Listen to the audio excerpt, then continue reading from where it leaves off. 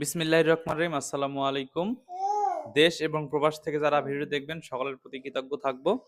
এই ভিডিওটা বেশি বেশি করে শেয়ার করে দিবেন। এই যে বাচ্চাটা দেখতে পাচ্ছেন আমার সামনে, ও মানসিক প্রতিবন্ধী। ওরে আমরা গতকালকে বরিশাল জেলার গৌরনদী উপজেলার টর্কি বাস স্ট্যান্ডে কিছু দোকানদার দেখতে পায়, দেখে আমাদের ফোন দেয়। পরে আমরা গিয়ে ওকে নিয়ে আসি।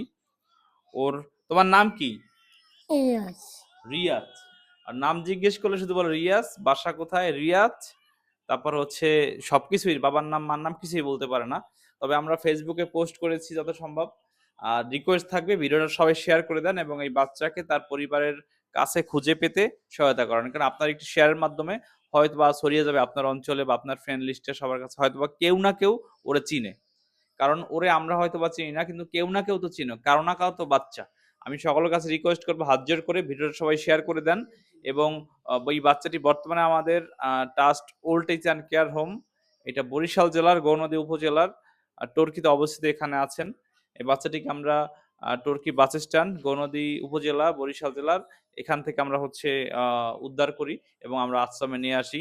তো যত দ্রুত সম্ভব, এই বাচ্চাটা কান্নাকাটি করে, খুবই দুষ্টামি করে। তো ওরে আসলে আমাদের এখানে রাখা অনেক মুশকিল। আমি রিকোয়েস্ট করব এই ভিডিওটা বেশি বেশি করে শেয়ার করে দেন এবং হচ্ছে আমরা যেন খুব দ্রুত ওর পরিবারের হচ্ছে, হ্যাঁ, তোমার বাবার নাম কি জানো? ইয়েস। হ্যাঁ, ইয়েস। তোমার মায়ের নাম কি? ইয়েস। হ্যাঁ, ইয়েস। তোমার বাসা কোথায়? কোথায়? ওইদিকে কোথায়? ঢাকা? ঢাকা? বরিশাল? বরিশাল বাড়ি?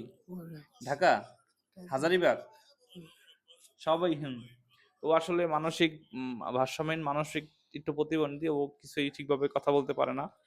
তো আমি রিকোয়েস্ট করব সবাই ভিডিওটা বেশি বেশি করে শেয়ার করে দেন এবং দ্রুত সম্ভব ওর ফ্যামিলির কাছে না পৌঁছে দিতে পারি, তার জন্য আমি হচ্ছে রিকোয়েস্ট করব সকলের কাছে সবাই বেশি বেশি করে ভিডিওটা শেয়ার করে দেন। আসসালামু আলাইকুম।